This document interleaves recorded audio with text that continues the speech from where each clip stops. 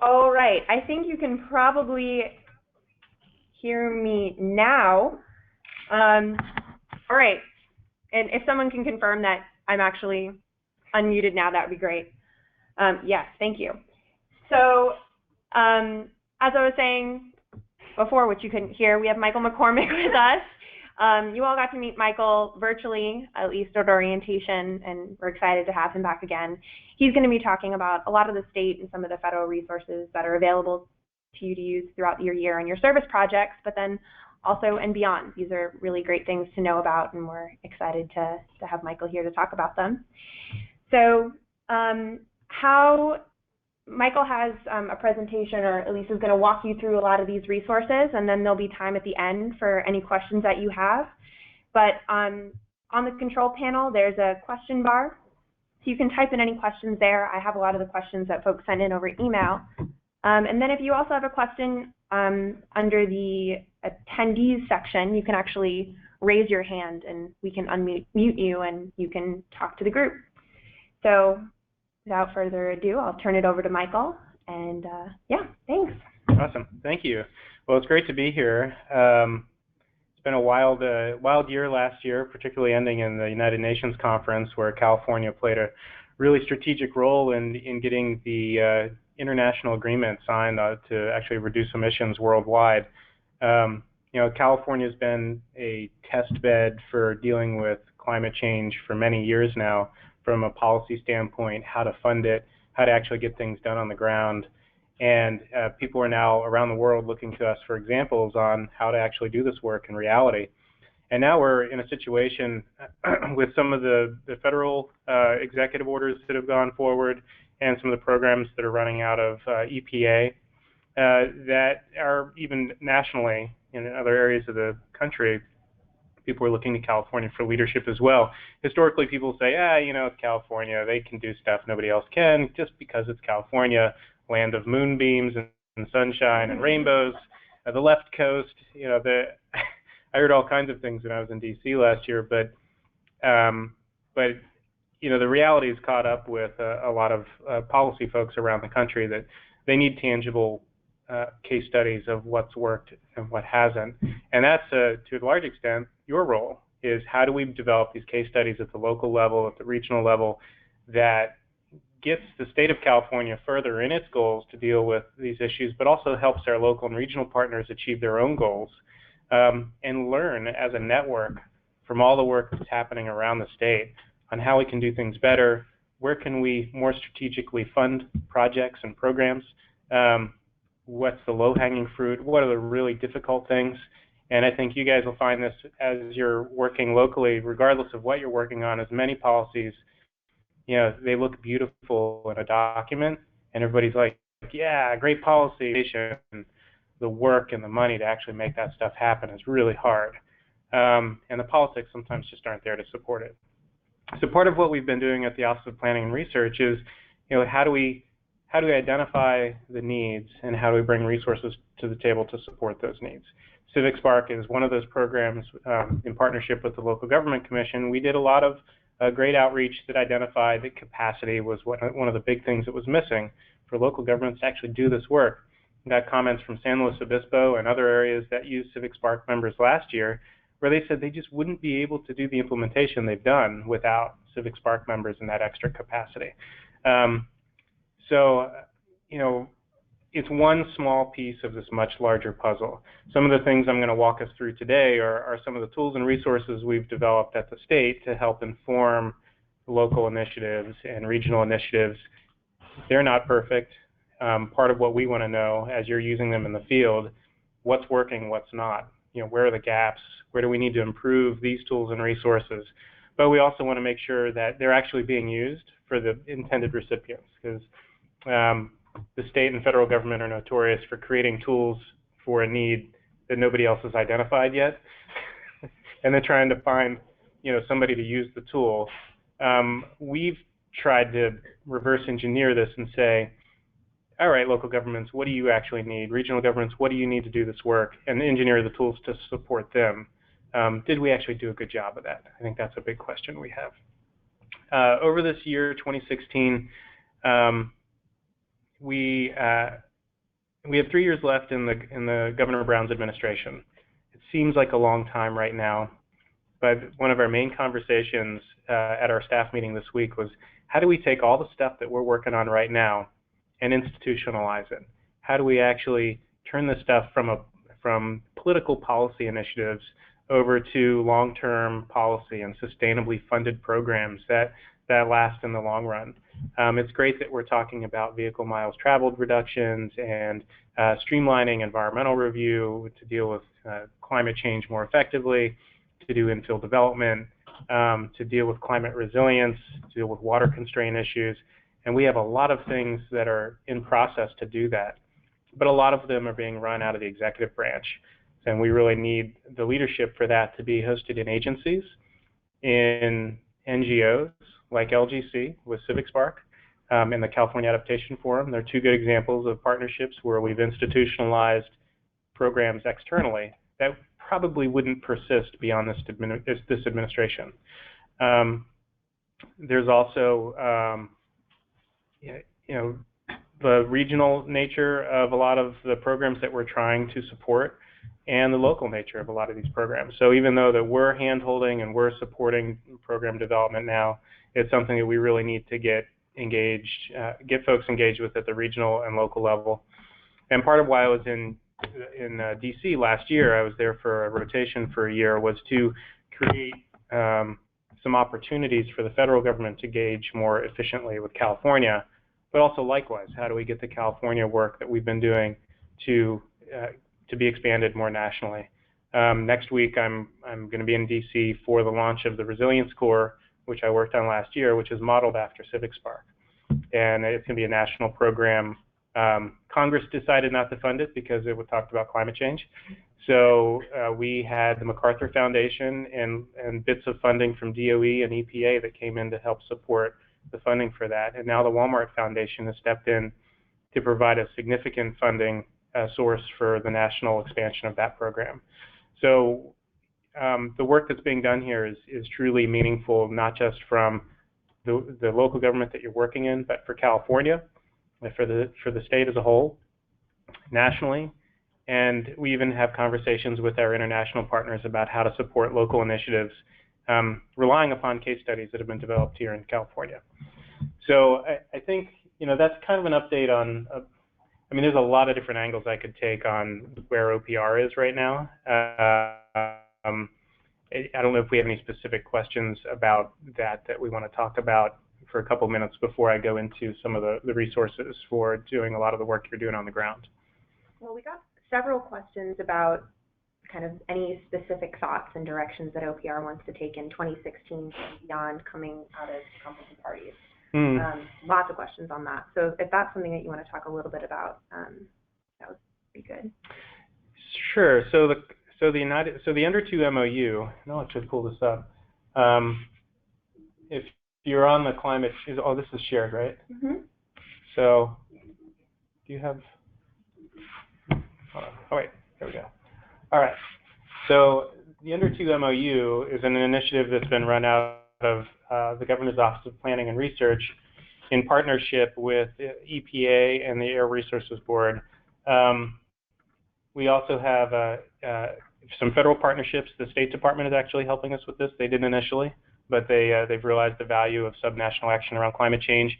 The Under 2 MOU is an initiative to basically show the United Nations and national entities around the world that the subnational component of action, subnational meaning states, local governments, regions, large cities, they have a really significant contribution to the emissions reduction. So around the world. And we haven't seen a lot of national action to reduce emissions. A lot of the reductions are coming from local and subnational actions to reduce emissions. So we're really at the table to highlight the value of that work and to promote it as a component of how the United Nations is funding work and how they're thinking about longer term, how do we meet our long-term targets? Because the agreement that was agreed to at the United Nations conference, yeah, it's the majority of the countries around the planet, but at the same time, it was agreed to knowing it was an interim step step to meet our longer term goals. It doesn't get to where we need to be by 2050, which is 80% below 1990 levels by 2050.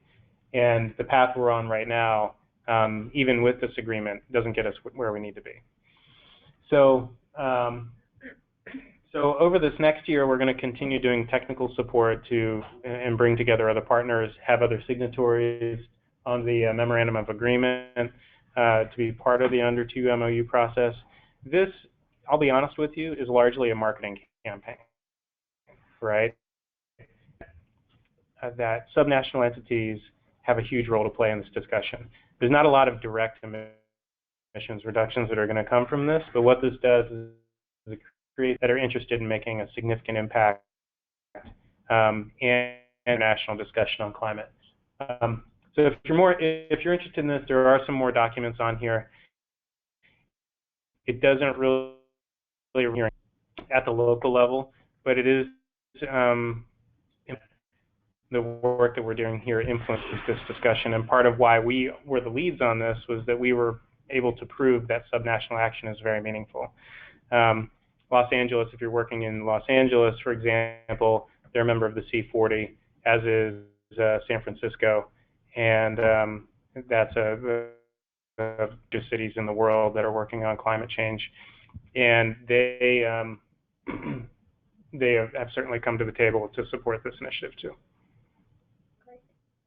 A lot of the other questions are kind of, I think, will be answered or at least addressed as you start to walk through these resources. So okay. If there's anything else that you want to talk about OPR specifically, but otherwise I think a lot of these questions kind of stem towards the resources. Yeah. Well, there is one thing, and that's 2016 is one of these years where a lot of the products and documents that we've been working on and policy directions that we've published, and they go public. A lot of these tools that I'm going to be talking about are based in the last round of policy updates, and they'll need to be updated to respond to the new policy direction that's coming out this year. We have the general plan guidelines update process going on right now, which it's never included climate change before. So this is the first time it's incorporating climate change. There's going to be a water element in there. So local governments that you're working with that are thinking about general plans, and most anything you do at the local level on climate impacts, on emissions reductions, on community outreach, that's going to influence some sort of general plan discussion. So making sure people are aware that that information is going to be coming out. We had a public review version of that available on our website. It's still up. We received about 100 comment letters that we're going through right now.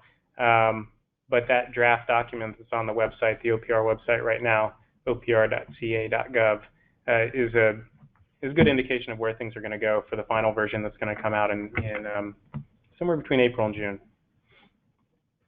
And we are working on a number of initiatives around the California Environmental Quality Act, climate change, vehicle miles traveled, thinking about how we promote infill. You know, the California Environmental Quality Act is one of these weird animals where it's typically done at the end of the process, but it promotes good policy at the beginning of the process. So sometimes it's confusing about how CEQA relates to the rest of the process. But knowing that you know, it's got issues, you'll hear your local government folks probably complain about CEQA all the time, and for good reason. It's sometimes a very clunky mechanism, but its primary objective is to create an opportunity for the public to be aware of what's happening in a project, the environmental impacts of that project, how that project affects them and their community. It's an informational document, but it's also a mitigation document, meaning it sees what those impacts are and tries to mitigate them to be minimal or less than significant, which is a CEQA terminology. And so some updates to that to respond to some of the administration's priorities around infill development, transportation, climate change is in process right now. I think I'm going to leave it there. And some of these other things might come up as I walk through some of these as well. And obviously, we're not going to get through all of these tools and resources at one time. We did a recent update to the climate change portal, which is climatechange.ca.gov. We did it to update it for the purposes of the the United Nations Conference of Parties because we were really embarrassed by the old website. And there was information, last update was really 2011. So we updated the first 2 tiers of landing pages here. So if you get really deep in this web page, it's still a lot of out-of-date stuff. But the first couple of tiers are completely updated, and you'll see, you can tell the difference because it's a different website format. So this is a new state format that we have.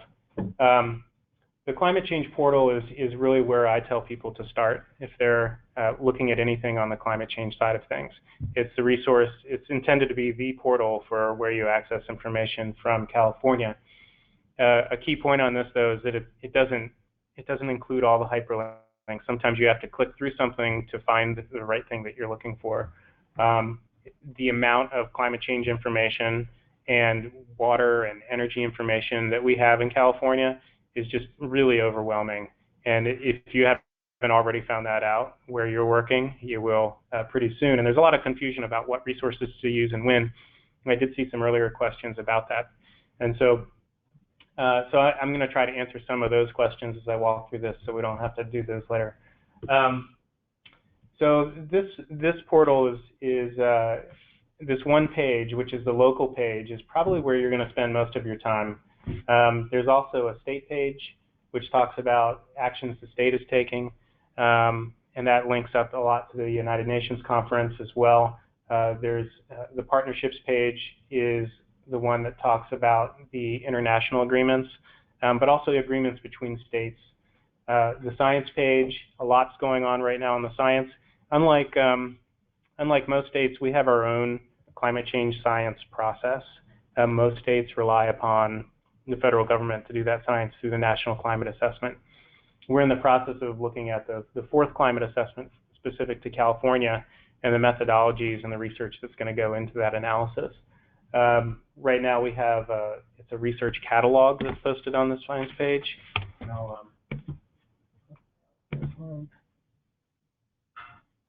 it is fun to look through this.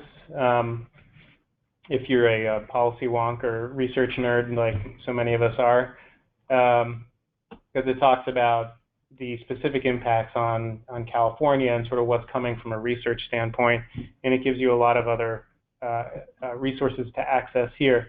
If you're looking for some quick information, this is not the place to go.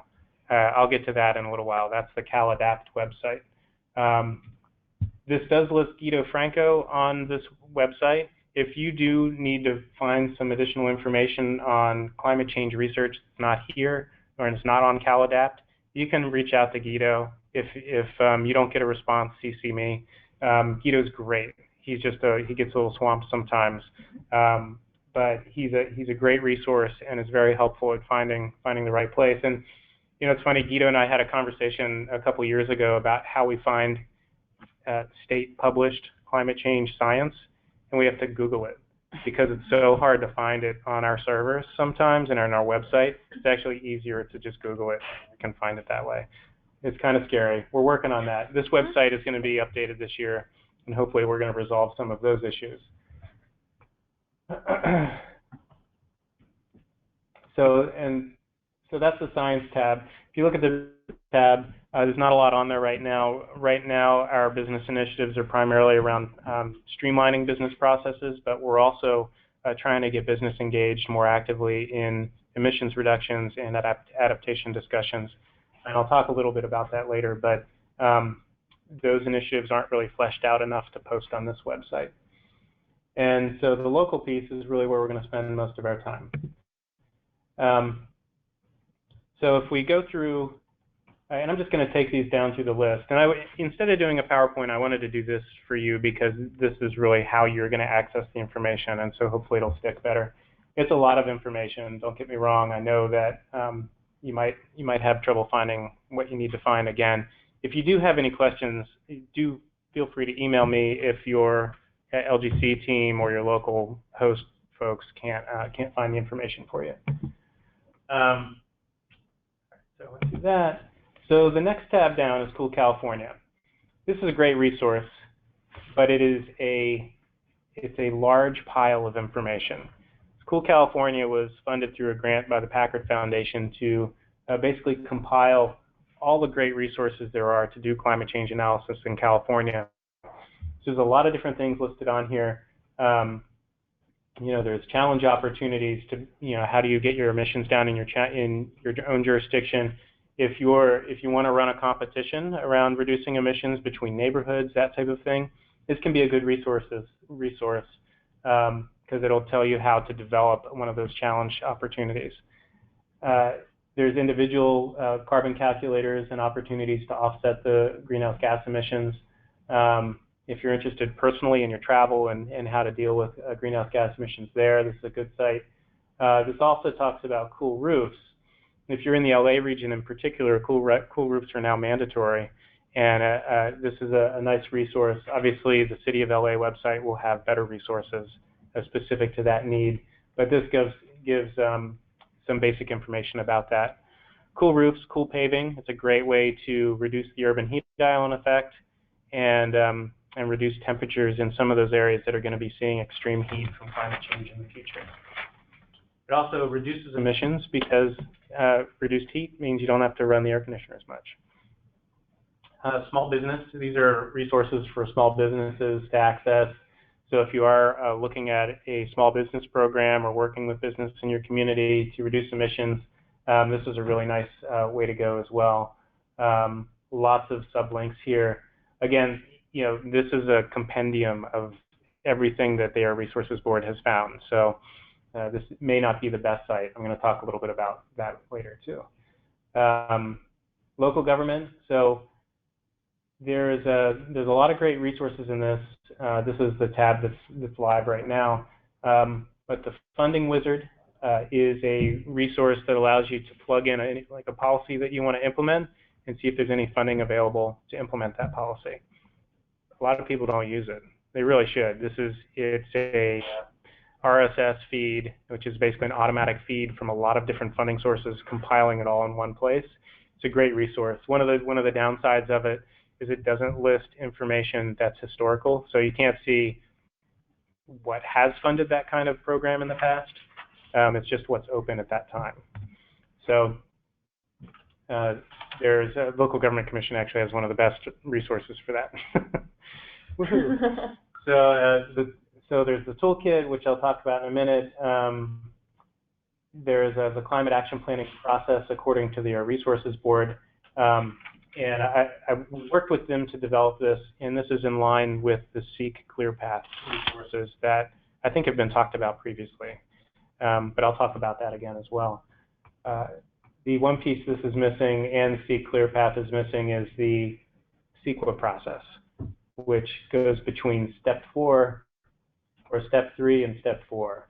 So normally there's a California Environmental Quality Act analysis that has to take place when you're doing a climate action plan or greenhouse gas reduction plan to show that that plan itself doesn't have environmental impacts.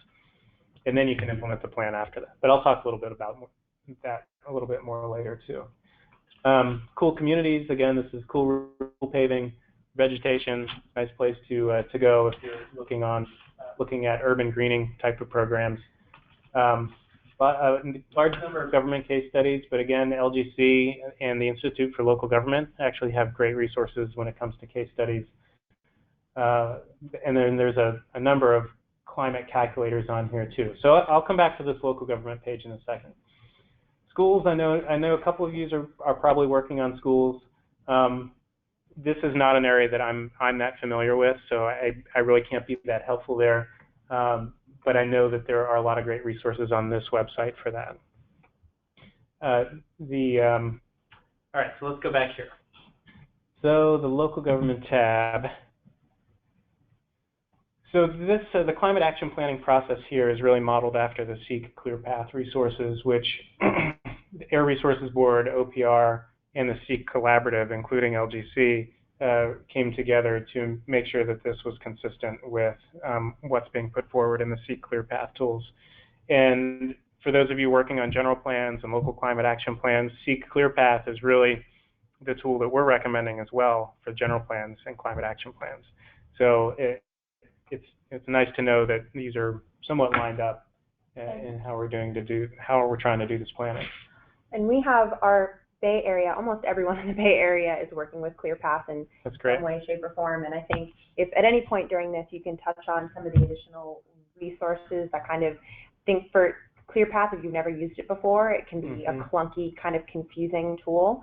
So if you, as we're going through this, if you come across any additional resources that you want to point out about using ClearPath, and even if we follow up with some trainings or anything additional that they can look at when they're using the tool. Okay, yeah, and I got a tab open on ClearPath, so we'll come to that in a minute.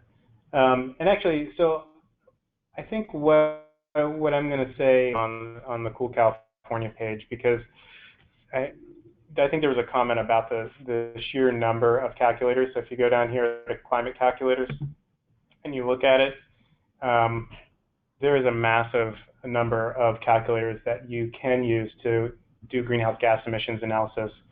CaliMod is a project-specific analysis tool. This has been adopted by almost every air district or every air district in the state. It's what the Air Resources Board recommends. It's kind of the go-to tool for project-level analysis, which are smaller projects. But normally you wouldn't use that for a larger community-wide emissions analysis. There's a lot of other tools in here that are used for specific kind of analysis efforts. There's proprietary tools, but I think for the most part, the resource that you're going to be looking to is Seek. If you need to get into some of these other ones, normally you need to go through a training program to use them, because I think Seek is clunky, these guys. Some people spend years learning how to use some of these resources. So I think I'm not going to go into much more detail there unless there's questions, and maybe we can hold questions till after I go through some of these other resources. But just note that this isn't a recommendation. This is just the list of things that are available, and that's an important distinction, because we don't recommend a lot of tools, and there's legal reasons to do that.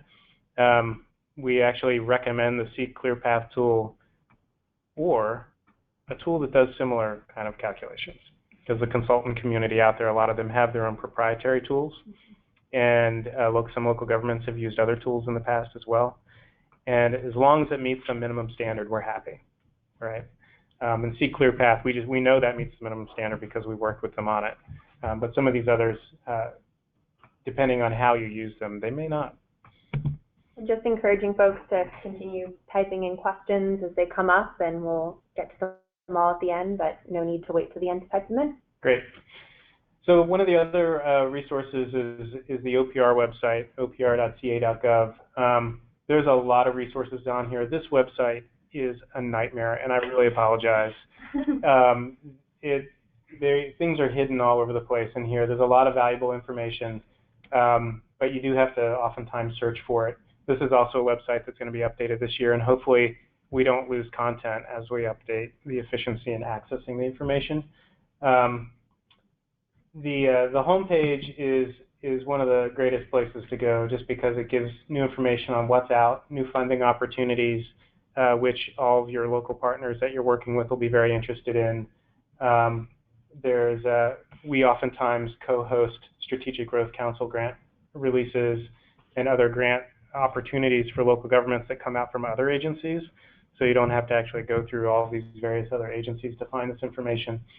Even if you're not doing grant application work, if you see something come your way, send it to your host site or your partners at the local level, because they'll like you more and more the more funding resources you send them. So a lot of what we're working on right now is looking at California in the long run. So California at 50 million, it's really it's an initiative to figure out how we need to get the resources to support 12 more million people by 2050. We have about 38 million people in the state right now. We're going to have about 50 million by 2050. With climate change, with resource constraints, changes in economics, changes in demographics, we're going to be seeing some really interesting challenges come forward. So this initiative is really attempting to understand what those challenges are and to identify policies and programs ahead of time that we can use to get ahead of it. The document to read to really understand how this administration views the future of California and some of our policy programs is the Environmental Goals and Policy Report. So if you click on that, it'll take you to a document. It's not too long, actually, to understand some of the interlinkages between a lot of our policy initiatives, the interconnections between climate change and land use. And if you're new to the local government level, or even state of California, this will provide you some really good information on how to connect some of these policy ideas back to the work you're doing at the local level. Almost nobody knows about this except for policy wonks. So if you talk with your local folks about the Environmental Goals and Policy Report, their eyes will glaze over and they'll probably lean back in their chair. And if you can tell me if that actually happens, that would be great, because I don't know whether my predictions come true. So the Clearinghouse is a tab on the OPR website which is primarily focused on CEQA. And so if you're helping your jurisdiction with anything on the CEQA side of things, this is an important website to go to. It gives you information on how to submit CEQA documents, and oh, there we go. And information on who should receive those CEQA documents. Almost every CEQA document that's submitted in the state goes through 20, 30, 40 different organizations and agencies for peer review to see if they have any comments on it or thoughts on it. It also goes out for public review. So the Clearinghouse is the entity that distributes these documents to state agencies, but also other interested agencies. Before we move on to the next tab, I just got two questions about the funding wizard. Okay. One is the funding wizard an actual interface, or is it just a list of funding sources? And the other is, when do you think it'll be up and running again? Oh, so the funding wizard, it should be up and running now. If not, then yeah. So it's up and running now. It was created through a Strategic Growth Council grant. And you should be able to, so it used to be a queryable, let's see here.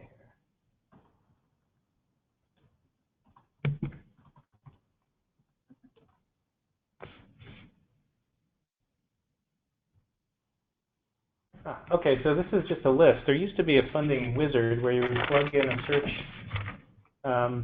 search criteria, and then it would search any funding that was available for that specific search criteria.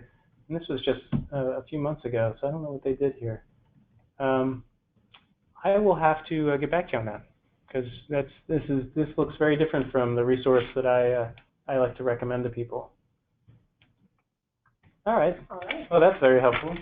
This is the kind of feedback we like to get. What happened to the funding wizard? Thank you, Matt and Frank. So the Clearinghouse, not a lot of you are probably going to use it, but it's good to understand it's there. One of the other things OPR does is we're the lead on federal grant opportunities. So federal grant review is one of our core responsibilities. Land use, there's a lot of sub-bullets under this. The infill development one, if you're working on any kind of urban infill project, it gives information on sort of what is the leading edge of some of what our thoughts are there and some resources. OPR is the military affairs liaison, so if your jurisdiction or your region has military facilities within it, there's oftentimes military compatibility land use issues. So we have a land use compatibility guide for military installations that's hosted out here. General plans, extensions, it's a very specific thing there. That should be a sub-tab of the general plan tab. Renewable energy, this mainly links out to other agency resources. This is also on the Cool California website, many of the resources here. I'm just going to open this real quick. Hope your computer doesn't crash from all these open tabs. So renewable energy resources, we have a solar permitting guidebook that just came out, I think, last year in the updated edition. Spring 2015. Yep. So if your area is looking to do solar streamlining, This gives you a really good understanding of how to go through that process. And there's a lot of sector-specific guidebooks like this that OPR has on our website. So if you're not finding something on the website, let me know, and I can try to help you find it. If it's a document you're looking for, like a guide or a summary of policies or something along those lines, the Publications tab up in this little corner up here oftentimes will have what you're looking for, and it's sometimes easier to find than trying to go through the sub-tabs of each of the various sector areas. And so you can just you can do a search on this page or scroll through to try to find what you're looking for. We're also one of the tribal consultation leads for the state of California. So there's tribal information here, contact information. The draft general plan guidelines is also located here, as is more information on some of the transportation resources we have in healthy planning. We have a health advisor at Office of Planning and Research, which is helping to coordinate a number of initiatives around healthy planning in the state. The climate change tab is very confusing. Again, very sorry for this. A lot of great resources here. I recommend starting on the landing page, so clicking through rather than just looking at the sub-tabs. And it's a good place to start to get a basic understanding of what California is doing on climate and some of the basic tools here. But again, the tools have been updated to be on the climate change portal. So I'll go back to that too. And this points to the climate change portal website as well. But under this tab, we have CEQA and climate change, which is sort of an emerging topic. It's not something that there's a lot of authoritative information on. There's some case law around it, which is posted here in some white papers and technical advisories. The climate conference, which is the California, or this is the climate change science. Hold on. There's three different conferences. So we have the California Climate Change Science Symposium, which is focused on science. We have the California Climate Action Planning Conference, which is a tab that's open, which I'll get to in a second, which is run by Cal Poly. And it's really about how to reduce emissions, but there's some adaptation stuff in there. And there's the California Adaptation Forum, which is run by LGC in partnership with the state to really get the adaptation and resiliency information out there. So we have some links here. We don't have all the links. Climate adaptation, the regional collaboratives via ARCA. There's an ARCA website, but we also, since OPR is a ex officio board member, and we helped found the Alliance of Regional Collaboratives for Climate Adaptation, which is ARCA, we have a landing page for that as well. If you're interested in which ARCA region represents the region you're in, there's also resources on those local pages. Climate change and general plans, it's an old page, don't look at it. Climate change, just the facts. It's a good page from a couple years ago. It basically talks about, this was a rebuttal to some of the deniers that were out there, and the governor felt it was important to actually put a message up about how do we respond to some of these denier arguments. So we have some really good links here. If one of the areas that you're working in is particularly conservative and you're having trouble talking about climate change, if you haven't reframed it as energy efficiency or energy independence or hazard mitigation or anything like that, then you can at least get up to speed on some of the counter talking points to the deniers. And it's very helpful if you're in, I've specifically used this website in conversations in Inyo County as an example, but I don't know if we have anybody in Inyo County. Back here. So there's CivicSpark, one of my favorite tabs. Great resource, you should use it if you can. Impacts and adaptation, but this is a website that basically links you to the other websites that I'm going to show you. But this is also on the climate change portal, so don't come here to find that information. It's already on the climate change portal. Same with climate change resources. Zero emission vehicles, we do have a ZEV guidebook. If you're working on electric vehicles, this is a guidebook that was just published in partnership with industry, local government, the regional agencies and NGOs that are advocating for electric vehicle usage. Basically tells you how to streamline siting, permitting electric vehicle facilities, and how to more quickly scale use of EVs in a community. And then the Environmental Goals Policy Report, California at 50 million, are other websites there too. CEQA, I'm not going to go through this, lots of information. The local government piece, most of this information is pretty old right now. The local government roundtables is something that we'll have one probably next month. If you are able to participate in those are pretty informative. We always give an update on what's happening specific to local governments and new information there. And we also have resources from old roundtables. We don't record them, but we do post information and presentations. So there's a general plan guidelines update presentation from the end of last year that is actually very helpful if you want to understand some of the basics of what's happening with the general plan guidelines. This reminds me about the e-lists. So we have a number of e-lists that you can sign up for. So a general OPR announcements list, which is where most of our messages go, but there's also specific ones for local government roundtables to understand when those are going to happen. The larger policy initiatives, climate change, which we aren't really using. Most of that information goes to the general list now. General plan guidelines is used a fair amount, particularly right now. And other information here too. The groundwater one is one that we just really started shortly, a little while ago. All right, and we definitely have a water website, but there are better water websites than ours, like Save Our Water California, and this links to and Department of Water Resources connections too. All right, so moving from OPR, I'm going to go back here for a second. So this is the climate change portal again, just to reframe where we are. So we looked at California. We skipped over climate investments. This is primarily focused on investment activities that you're not really going to be engaged with. If you're curious about it, go ahead and click through and look at it. But it's how we're spending the cap and trade funds and how we're spending other dollars that invest in reducing emissions. We went through the OPR website, and the SEEK website is next. And this is really where we're looking at some specific ways to calculate greenhouse gas emissions.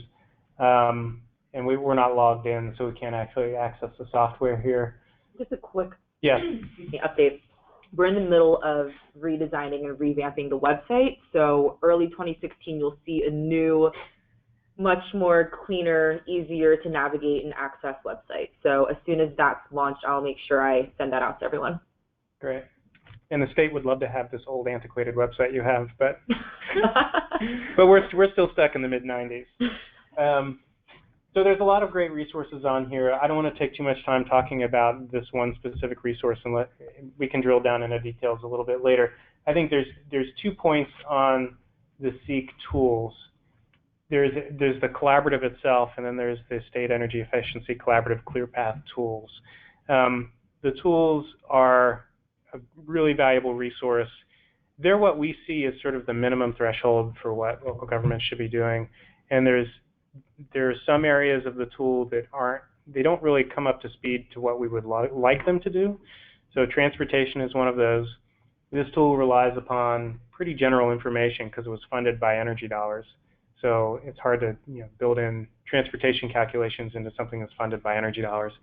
But it does have a point where you can introduce better analysis into the tool, and then it will then incorporate it into the rest of the resource. So for example, right now this uses, I could really go into the weeds here, but highway performance management system data numbers, which is how much traffic is on a freeway or a road.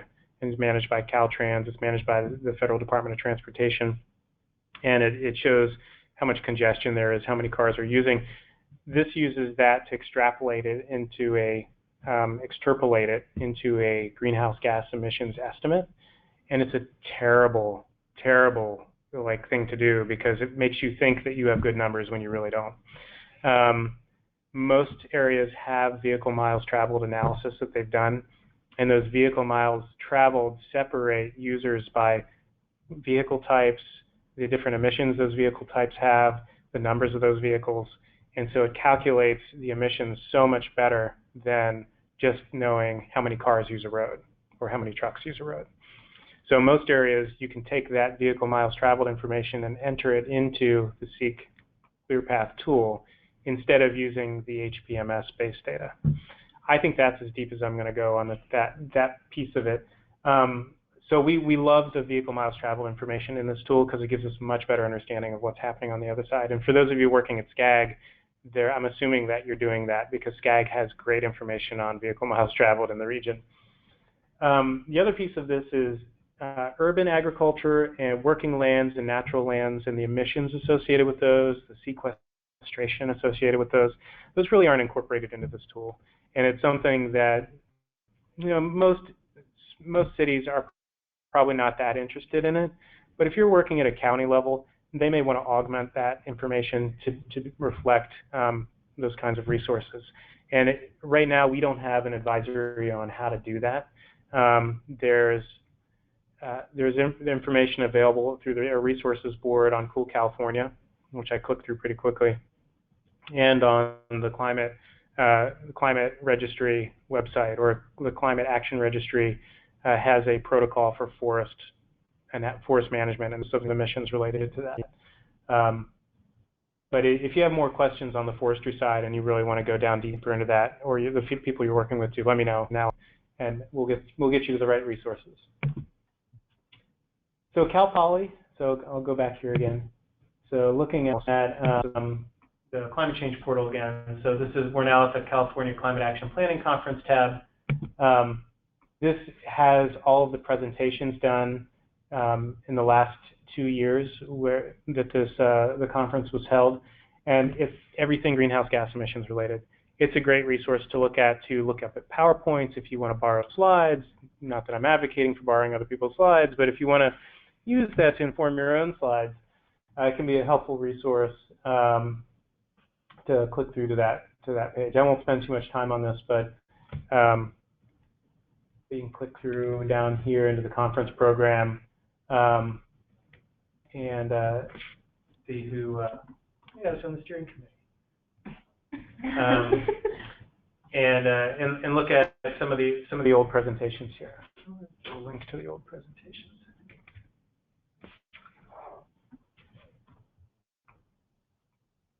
I don't see the click through to the old presentations. I used to be there. What is it with people removing resources from their websites? Yeah, I looked at that like 1 or 2 weeks ago. There's no click through. I got to talk to Mike about it because they were up there last year. All right. Well, maybe that's not as great of a resource as it was last year, but I'll check in with him and see what's going on there and try to resolve that. That's very disappointing. Sorry. I remember seeing it's up somewhere. Yeah. But I remember when I accessed it, it was like not very intuitive. It wasn't like posted easily. So I can find it. Okay. And send it out. Oh, that'd be great. Thank you. So going back here again, so now we go from the greenhouse gas emission side of things into the impacts of climate change discussion. A lot of times the impacts of climate change is used as a talking point for why we actually need to reduce emissions. Other times it's just done because, hey, we need to protect our communities from what's inevitably going to come from climate change. So we have some tools here. The CalAdapt, the Adaptation Planning Guide, are the two main resources that we point to. OPR was engaged with these, and I believe LGC even provided input on both of these as well. CalAdapt is the tool we use to look at what are the vulnerabilities in communities. If you're looking in the LA region, UCLA did their own downscaling analysis, so this is probably not the best resource for you. Climate change or Sea Change LA is the resource you would probably want to use in LA. But this is applicable for most of the rest of the state. San Diego did do their own independent analysis as well. That's San Diego Bay 2050, Vision 2050, I think. And that talks about the impacts of climate change on the Bay and the areas surrounding the Bay. Each of the local governments, many of the regions metro regions have done some level of analysis on their own, but this resource really shows statewide, what are we looking at here? So there's a number of different things here. If you haven't used this before, definitely look at the tour. It's a great place to go to understand how to use it. This is interactive maps and charts. If you want to do screenshots of what are some of the impacts that you're looking at, sign up for the newsletter. Accessing the raw data is a pretty new function of this, and it's fantastic because then you can download that data to your local server if you're a local government, for example, and overlay it with your general plan data and see how that works with your land use. So we've heard some positive feedback from that as well already. This research catalog is the exact same one that's on the climate change portal. So if you're looking at the science portal on the climate change portal, it's the same one that's here. And then, this is a way to connect to the community. This isn't built out really well yet, so there's not a lot that's helpful there at this point. But I'm just going to go take a look here real quick. So let's take a look at the wildfire risk map that you can generate. If you come here, it is a clunky interface, particularly because I don't have a mouse. But there's different levels of fire risk associated with different areas of the state, so you can go there and look at that. You can look at local snapshots, which show you various different things from temperature, precipitation change, etc., in your own area. So, poke around on this. It's kind of fun to look up specific addresses, and you can look up your own address or your local government. You can also search by county, zip code, to find out what the snapshots are in those regions. So the outputs from that feed into the adaptation planning guide. So we have plans to turn this into an online resource as well and link it up directly to CalAdapt. It's not going to happen this year. That's probably going to be a multi-year process. But right now, this is the resource we point folks to. If they're going to plan for climate change, this is what you need to go to. It's a very exciting evening read right before you go to sleep if you'd like to facilitate sleep. Or I'd suggest doing it in the morning over coffee. Maybe you're less likely to fall asleep. But if you're looking for ideas on policy or program ideas, this has a huge list of suggested policies and programs that you can do. It has case study examples of where they've been used before. And this was a partnership between OPR, the Office of Emergency Services, formerly called the Emergency Management Agency, and the California Natural Resources Agency, and it was done through a FEMA grant, because FEMA also recognized that this was an important issue. And in the intro letter here, which my boss signed, I wrote the letter, he signed it. That's how it always works around here. But it also links to some of the resources here. So some of these links are dead, but the meat and potatoes of the document, it's a really okay, acknowledgements, okay, right, great. We had a lot of people engaged in this process. But it talks about how California is going to be affected. It has some regional snapshots in here, which you can also get from CalAdapt, so you don't need to rely upon this. Who needs to be involved in the process. This is a great resource if you want to do public engagement, regardless of the issue. This guide actually includes some great resources for doing public engagement, even if it's not related to climate change. How to implement it, where are some of the funding sources, what's the process to plan for climate impacts and adaptation. This and CalAdapt were both used, and I'll talk about this in a second too, to inform the development of the federal climate resilience toolkit. So when I was in DC last year, I helped to create that toolkit, and we used CalAdapt and the adaptation planning guide to a large extent to inform that process. And there were a lot of scientists in DC that were actually very comfortable with our materials here. So that actually gave me a better feeling for that this really is a good practice and good information, and it's supported by people that just aren't policy wonks, but actually know what they're talking about on climate science. So I'm not going to go into any more detail on this, aside from the take a look, skim it, and if things pop out to you that are interesting, take a deeper dive. Some of the regional characteristics discussions are probably out of date. Just a note on that, they're going to be updated next year. So the next resource is the California Adaptation Forum, and this really helps. We've been helping to build a practitioner community in the state working on adaptation.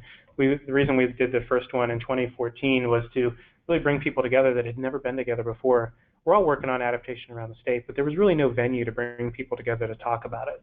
So there's resources here, information to look at, and LGC is maintaining all of the information really well, right? To support your work on the ground. You can go back here and look at the old 2014 website, which has a lot of great information in it. And I'm not sure exactly what we're going to do to provide an opportunity for CivicSpark members to engage in this, but we are having that conversation right now.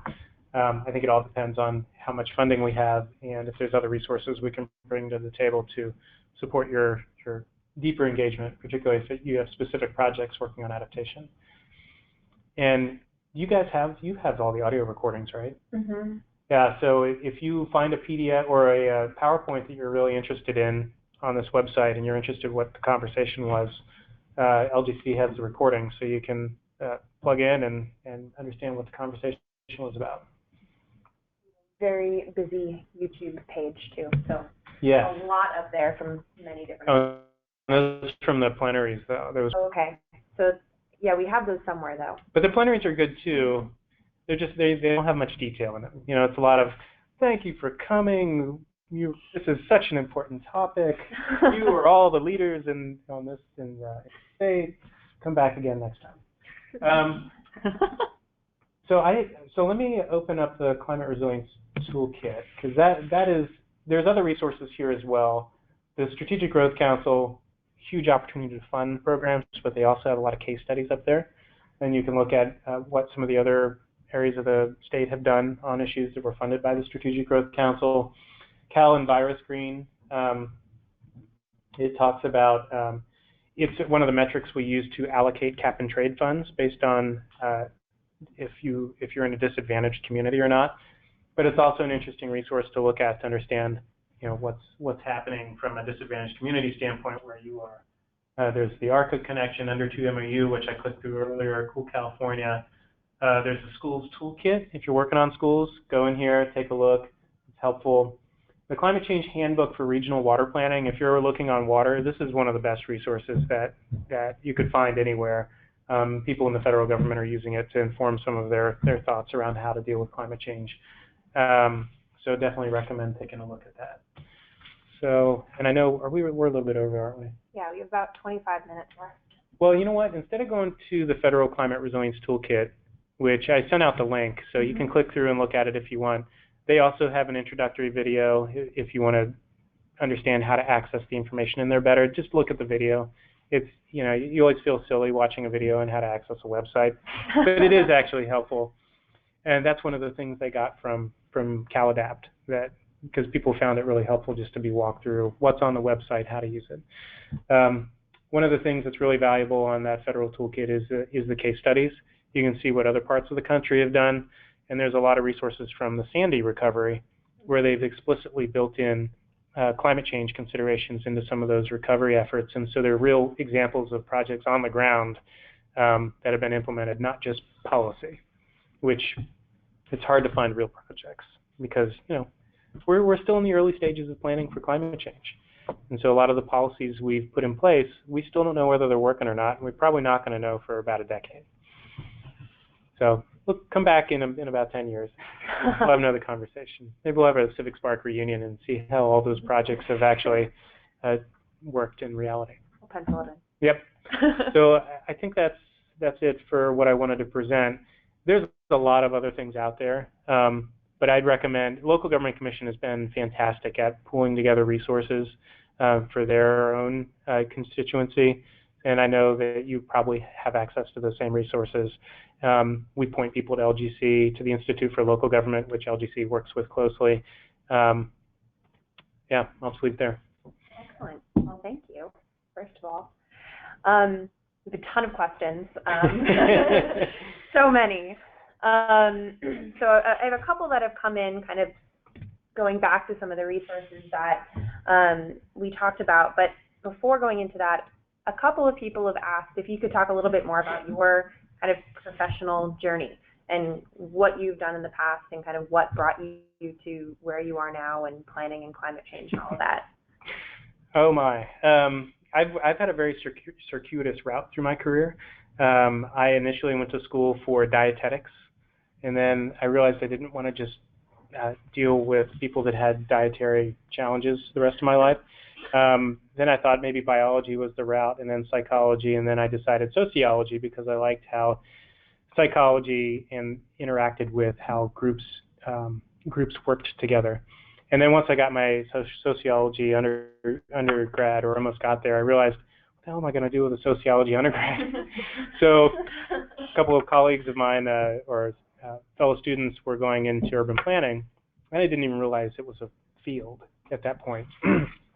And it actually tapped into my desire to see how psychology and sociology interacted and how that interacts with the built environment, the natural environment, and how things work. And so I got my master's in urban planning, and I started doing an internship doing GIS work, which turned into a job in Florida. This was at Florida State University. But I also realized I didn't want to be in Florida anymore because the legislature was dismantling the Growth Management Act. So there were a bunch of planners being laid off around the state. So luckily enough, I was able to apply to a bunch of places out here in California, and I got one callback out of 50 applications. And that was during a good economic time. That was Monterey County. They had just fired 12 people for having applicants' attorneys ghostwrite their staff reports, and so they needed warm bodies. So they hired me. I was out there 2 weeks later, and I didn't know anything about CEQA or California land use planning. I learned really quickly, and I think I tell people there's a number of points in my career path where they were other people's misfortunes or other people's mistakes which opened the door for my career. And people being fired for doing illegal things, that's a great opportunity.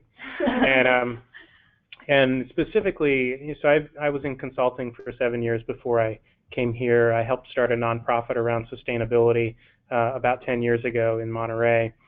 And I helped start the energy and climate change division of my company when AB 32 passed in 2006. And all through my career, I was trying to figure out how do I get paid to do sustainability work, because at that point, in the mid-2000s, early 2000s, it wasn't paying. And finally, I was able to do some consulting around it with AB 32. It was a real opportunity to answer the questions a lot of local governments had about how to deal with climate change. To make a long story short, I did some pro bono work. The person I did that pro bono work for at my own expense was a good friend of my new boss. He asked her for recommendations for who could join the governor's team to do climate change work. She said I could. So I got a call from him, and this was 3.5 years after I did the pro bono work. I got the call to join the governor's team in 2011. And putting yourself out there, making tough decisions, spending your own private time to create opportunities for your career, because I'd never expected I'd be working in state government, and especially not in the governor's office. And it's just by a series of things where I put myself out there and took risks, here I am. And so that's kind of my career path. Awesome. Good question. What is your nonprofit at Monterey? The Sustainability Academy is a teach, do, and think tank. It was really created to connect good policy around sustainability and climate change to business efforts, local governments, anybody, schools, anybody that would listen, basically. And the board is still active. Over the past couple of years, they've been transitioning every nonprofit has a challenging time in their period, and right now is that time for them. Okay. They're figuring out the new executive director, how do you pay them, where's the money going to come from? So, all good questions. LGC figured that out. LGC, this is a great story. I don't know did anybody tell the story? So LGC emerged from the first Governor Brown administration. Back in the 70s, he created the local government solar task force or something along those lines to promote renewable energy at the local level. At the end of that first Brown administration, the LGC folks were like, you know what? We don't want to stop. We want to keep going. So they rolled it out in an external nonprofit, and here we are, 20, 30 years later. And LGC is a huge player in really progressive things that are happening around the state. So I bet you the folks that were working on that council that are still engaged in LGC had no idea that this ad hoc council they were working on 30 years ago would turn into such a really important organization for the state. Are there any good climate change resources regarding public health that you may recommend from Sergio? For public health? Yes. There is a great resource. It's called Incorporating Health into Climate Action Plans. It's on the California Department of Public Health website, and it's also in, is it in any of our resources right now?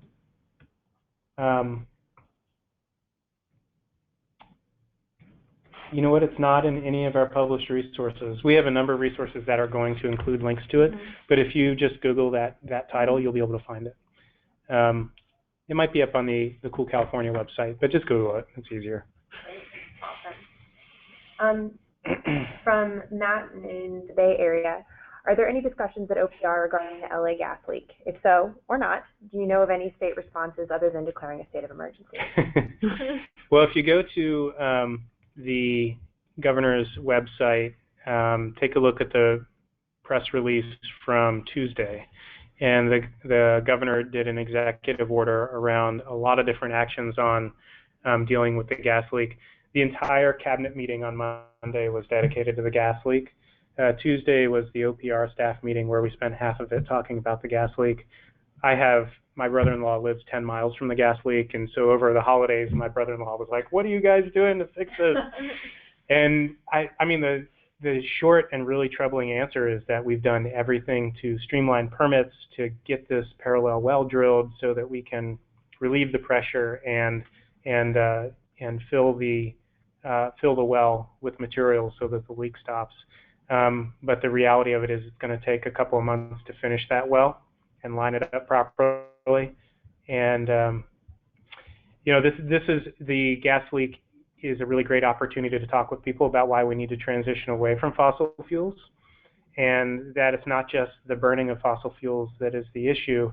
It's also the storage and the conveyance of those fossil fuels. How do we get them from place to place? I live in Davis, and one of the issues there is oil trains and tar sands trains. How do we deal with the potential challenges from transporting these fuels too, and storing them in particular?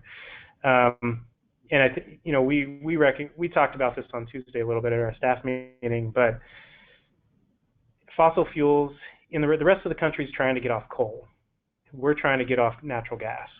We're at the point where we've used our natural gas as a bridge fuel.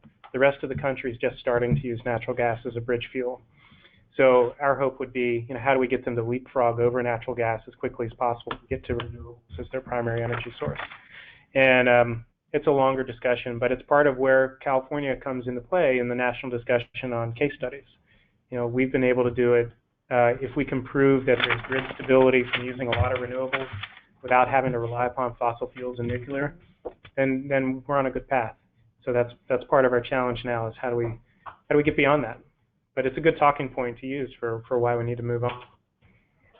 Kind of along a similar vein, Roman is working in the Bay Area, and he said that he's doing a lot of energy and water retrofitting grants in Benicia. And he was wondering what types of strategies are in the works to kind of help incentivize natural gas conservation and kind of moving away from it. It's something that he says that his supervisor is really trying to steer clear of in all ways, and wants to know kind of what do you suggest? They're trying to steer clear of trying to find the grants or even deal with the policies? Just, you said steering full clear of natural gas projects. They're too expensive, natural gas is too cheap, and their resources are better spent on other low-hanging fruits. Yeah, so the California Energy Commission and the utilities both have a lot of resources. Energy Upgrade California, which LGC helps to administer, actually is a great resource. The CEC website that you can, actually, let's go to Cool California. There was a,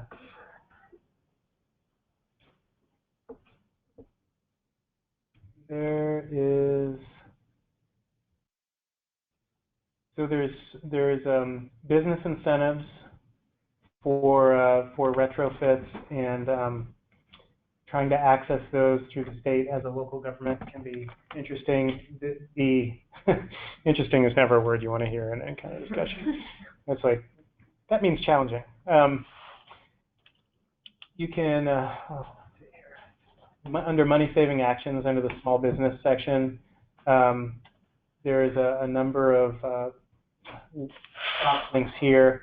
I'm not going to, I actually don't know where to go, so I don't want to steer you in the wrong direction, but the California Energy Commission is probably the best place to go. And if you Google California Energy Commission natural gas, you should come up with some good resources to help inform that discussion. In short, we don't have enough resources in place. Some of them are phasing out, and some of them were based on the federal stimulus funds, so they were phased out last year or the year before. So we are actually looking at new opportunities using cap and trade funds and other utility dollars to help backfill some of those grant programs. Sure. So speaking on CalEnviroScreen, one criticism I've heard from a lot of rural areas is that they have an issue with sort of the methodology of CalEnviroScreen, because it sort of seems to overlook a lot of communities in rural areas that if you looked at them, they're disadvantaged, but based on their methodology, they're not. Can you explain that a little bit? Because it's been a while since I've heard that. Yeah, so no, and their criticism is legitimate. So if you think about a place like Placer County that goes from Sacramento all the way up into the Sierras, there are really high income, high wealth communities in Placer County that are retirement communities, right next to rural, impoverished communities that don't have access to clean water. And if they're in the same zip code, that income of the masking of those disadvantaged communities takes place by those high income communities. In metropolitan regions, it's a lot easier to, say, well, this whole because zip codes are a lot smaller, first of all. But secondly, metro regions are, it's a place where a lot more people live. So it's clear whether you get over that threshold or not. But is that? That actually answers my question exactly. Yeah, it's about the methodology and how we look at the issue. And part of the issue is that there are a lot of different data layers in here. They're all at different scales. And so you can't take a data layer that's county-wide and overlay it with a data layer that's at the neighborhood level and come out with an accurate number, because that county-wide data layer is too general to get really specific information about that neighborhood from that county data layer. And so it's a problem of scaling. So part of what we're working on is getting better data, better scaled, to understand the issues more granularly. But the rural folks, they have a point. And we're trying to address it. This is version 2.0. Version 3.0 will be coming. You should have seen version 1.0. It was not nearly as good. So we're working on it. I have a transportation-related question from Drew in the Bay Area. So other than the recent efforts California has spent to create active transportation program through SB 99 and AB 101, what else can be done at the state level to provide more active transportation resources to local governments? That's a good question. You let us know, and we'll try to put them into place. Listen, I think one of the biggest things the state has a lack of personnel and a lack of money to support many of the initiatives we want to see actually happen.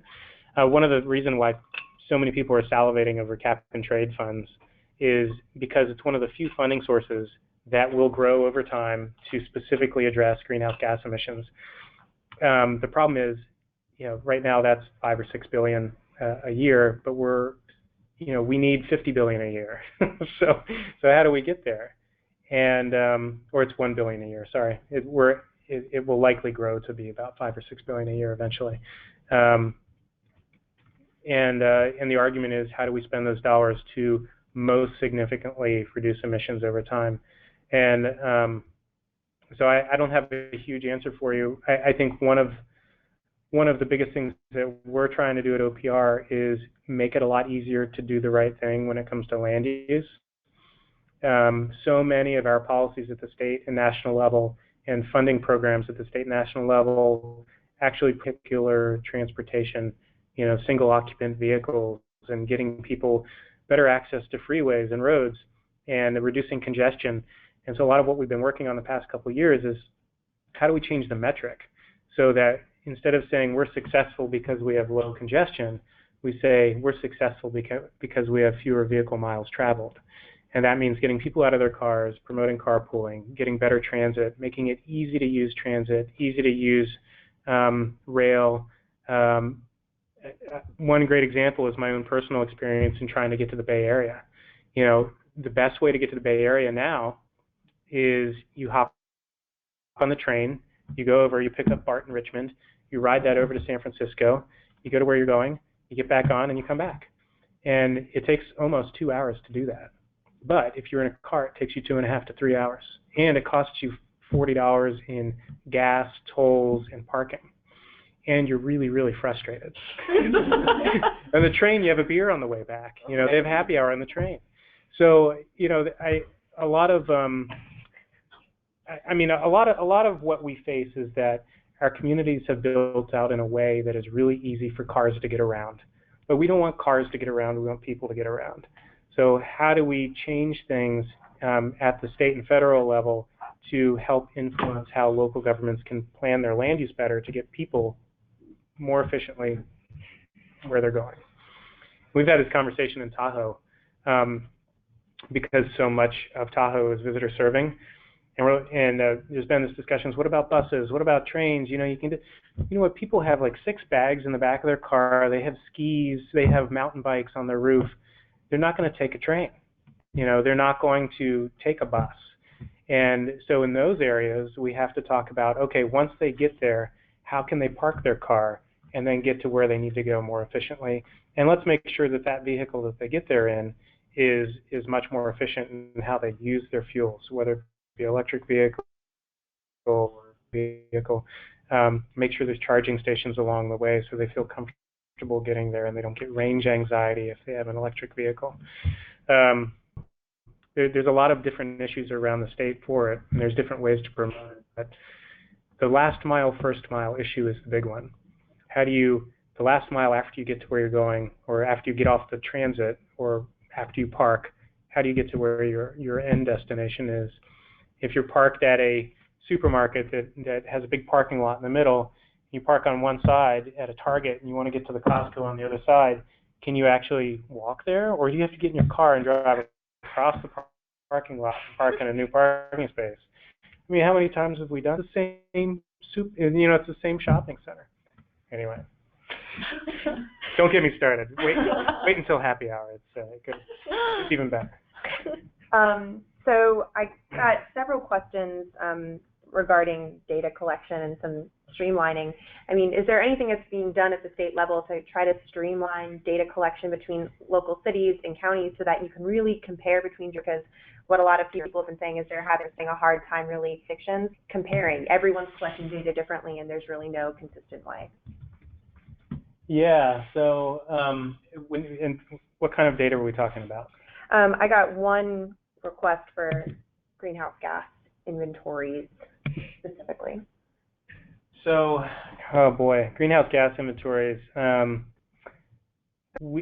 there's so many different methodologies that have been used in the state. One of the things we've tried to do with Seek Clear Path is create a standard methodology people can use across the state to do this analysis. So we have just that, a way to go into a central database and say, well, how am I doing compared to my neighboring jurisdiction?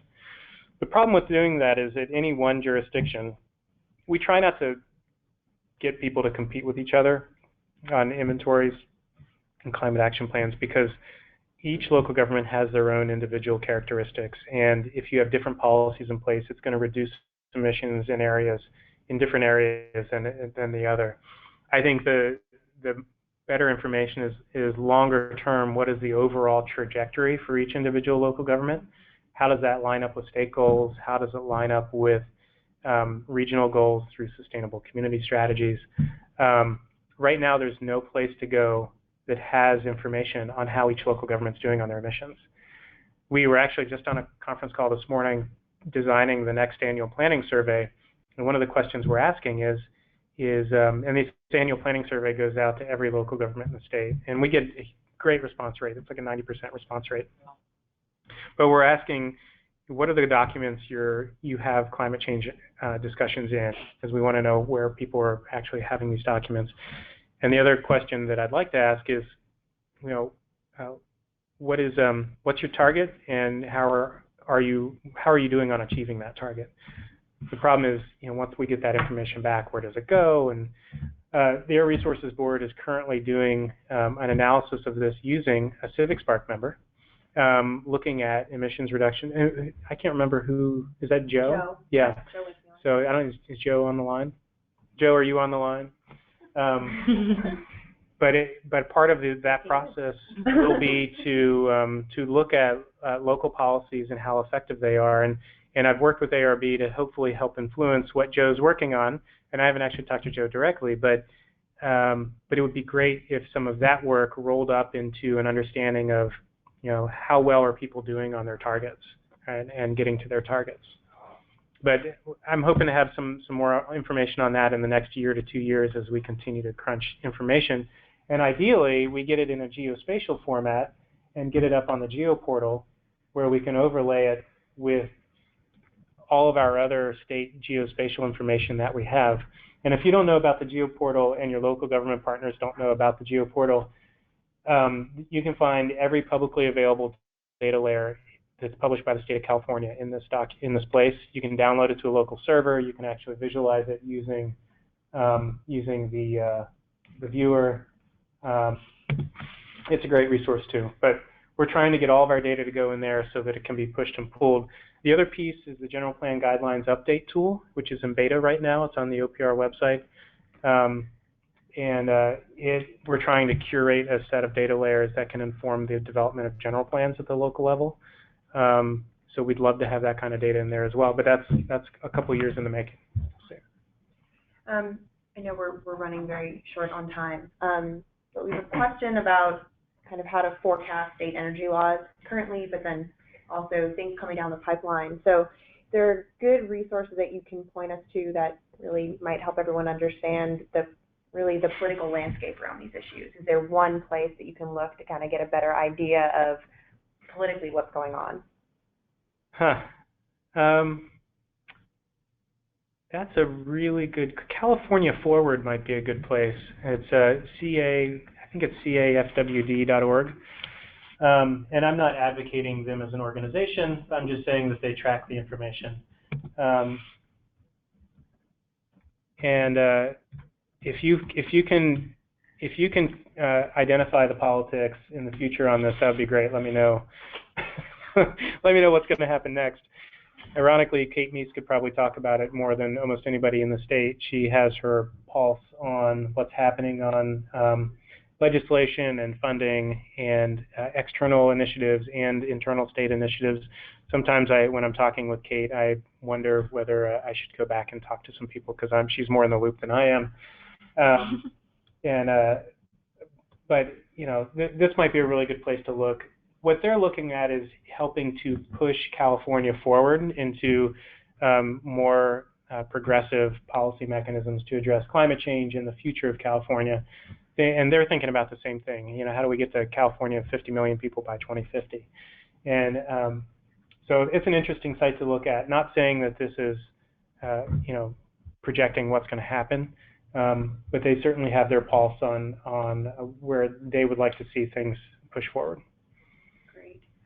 Oh, Transform too. If you're interested specifically in transportation, transform.org is a good place to go as well.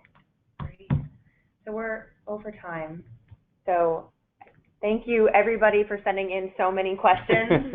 We have like dozens and dozens and dozens of questions.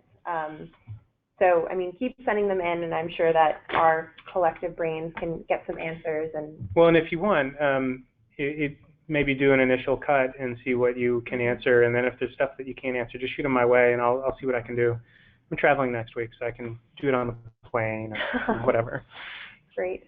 Well, thank you so much. This was awesome. I mean, a lot to think about coming out of this, and you'll definitely be hearing a lot more questions from us over the next 10 months. Good. So thank you so much, Michael. Yeah, it helps me too to understand what the questions are, because that certainly helps my thinking about what I need to dig into a little bit more and understand what's happening at the local level that we may not be aware of. You guys are our pulse on what's happening locally and what folks need at that level and what they need us to do. So keep us informed. Thank you. Thanks. And so we'll wrap up now, and I'll be sending out a lot of these links and resources in an email, and then we'll be back again together next month talking about environmental justice. Thank you, everyone. Good, EnviroScreen. Bye. Whew. There is a good place to ask your questions.